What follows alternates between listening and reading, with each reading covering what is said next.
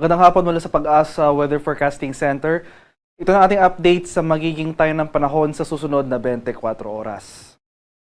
Makikita natin dito sa ating latest satellite images itong mga makakapal na kaulapan na kasalukuyang nakakaapekto dito sa area ng Mindanao ay ang patuloy ngang pag-iral ng Intertropical Convergence Zone o yung salubungan ng hangin mula sa Northern and Southern Hemisphere.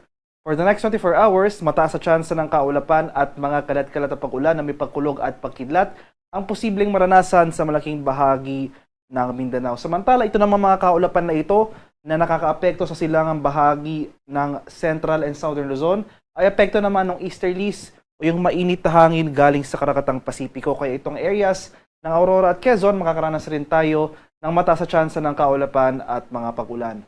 For Metro Manila at sa nalalabing bahagi pa ng ating bansa, magpapatuloy or makakaranas tayo muli ng mainit at maalinsangang panahon bukas, pero nandyan pa rin yung mga tsansa ng biglaan at panandaliang pag-ulan na dulot ng localized thunderstorms. Sa kasalukuyan, wala rin tayong minomonitor or namamataang anumang low pressure area o anumang sama ng panahon na maaring makaapekto sa anumang bahagi ng ating bansa sa mga susunod na araw. Para naman sa magiging lagay na ating panahon bukas dito sa Luzon, itong eastern section nga ng Luzon, particular na sa mga lalawigan ng Aurora at Quezon, dahil sa easterlies, posible tayong makaranas ng mga kalat-kalat na pag-ulan na may pagkulog at pagkilat bukas. Kaya iba yung pag-iingat sa ating mga kababayan sa area na ito, dahil nandiyan pa rin yung mga tsansa ng mga pagbaha at pagguho ng lupa, lalong-lalo na kung tuloy-tuloy ang pag-ulan na ating mararanasan. For Metro Manila and the rest of Luzon, bukas, magpapatuloy rin itong mainit at maalinsangang panahon. So umaga to tanghali, makakaranas tayo ng mainit na panahon. Pero pagsapit ng late afternoon to evening, nandyan muli yung mga tsansa ng mga malalakas sa pag-ulan na dulot ng thunderstorm. So panandalian lamang yung mga pag-ulan na ito, hindi nagtatagal, usually from 30 minutes to 2 oras lamang. Sa areas naman ng Palawan, Visayas at sa Mindanao, dahil sa ITCZ, makakaranas po tayo ng maulang panahon sa some areas of Mindanao. So starting tonight hanggang bukas, magpapatuloy itong epekto ng ITCZ pero improving conditions simula umaga to tanghali dito sa central and eastern portions ng Mindanao. Pero magpapatuloy yung mga pag-ulan dito sa southern and western portion ng Mindanao pagsapit ng umaga to tanghali. Pero hapon to gabi, malaking bahagi muli ng Mindanao makakaranas ng makulimlim na panahon. So iba yung pag-iingat rin sa ating mga kababayan, especially dito sa areas ng Zamboanga Peninsula, malaking bahagi ng Barm at Soxargen. Dahil for the next 24 hours, ito yung mga lugar na pinakamaapektuhan ng Intertropical Convergence Zone o ITCZ. Meanwhile, for rest of Visayas, at ito ring area ng Palawan, inaasahan natin ang patuloy na epekto ng easterlies. Kaya magpapatuloy itong fair weather, pero maghanda pa rin tayo sa mga pag-ulan na dulot ng isolated rain showers or localized thunderstorms. Sa kalagayan naman nating karagatan, walang gale warning na nakataas at banayad hanggang sa katamtamang pag-alon ang mararanasan sa malaking bahagi ng ating bansa. Gayunpaman, iba yung pag-iingat pa rin sa ating mga kababayan na maglalayag sapagkat kung mayroon tayong offshore thunderstorm activity, ito yung mga pag-ulan sa ating mga dagat baybayin, makakaranas tayo ng malalakas na hangin kaakibat ito ang bahagyang pagtaas ng ating mga alon.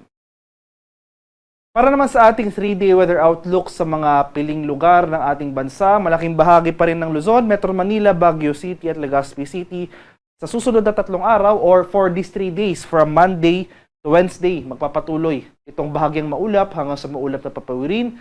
Kasamahan lamang yan ng mga isolated rain showers o yung mga thunderstorms sa late afternoon to evening. For areas naman sa Visayas, dito sa Metro Cebu, Iloilo City at Tacloban City, gayon din na panahon na ating mararanasan sa 3 araw na ito, simula Lunes hanggang Miyerkules, mainit at malinsangang panahon. At pagdala pa rin tayo ng payong, pananggalang yan sa init ng araw, umaga to tanghali, pananggalang naman yan sa mga pag-ulan na dala ng thunderstorms, hapon hanggang sa gabi. At iba yung pag-iingat na rin sa ating mga kababayan sa most parts of our country sa mga susunod na araw dahil panahon nga ng tag-init ay para maiwasan yung panganib ng heat stroke, lalong-lalo na sa ating mga senior citizen o yung may mga existing medical conditions. Iwasan po natin yung outdoor activities sa oras ng alas 10 ng umaga hanggang sa alas 3 ng hapon dahil ito yung time period na kung saan itatala natin itong matataas na temperatura. At kung hindi maiwasan itong mga outdoor activities na ito, ay magdala po tayo ng pananggalang sa init ng araw, uminom ng maraming tubig, stay hydrated po tayo, at manatili sa well-ventilated areas kung nasa indoor naman tayo. Sa areas naman ng Mindanao, sa mga lugar ng Metro Davao, Cagayan de Oro City at Zamboanga City, dahil sa epekto ng ITCZ, posible pa rin tayong makaranas ng mga kalat-kalat na pag-ulan na may pakulog at pagkidlat dito nga sa southern portion ng Mindanao. So, itong area or malaking bahagi ng Zamboanga Peninsula at Barm, makakaranas pa rin ng mga pag-ulan hanggang Lunes. So, Zamboanga City sa araw ng Lunes, asahan natin ang makulimlim na panahon at pataas sa tsansa ng pag-ulan. Pero for the rest of the forecast period and the rest of these forecast areas, from Monday to Wednesday, ay makakaranas muli tayo ng generally fair weather. So, maghanda pa rin pero tayo sa mga tsansa ng thunderstorms sa hapon hanggang sa gabi.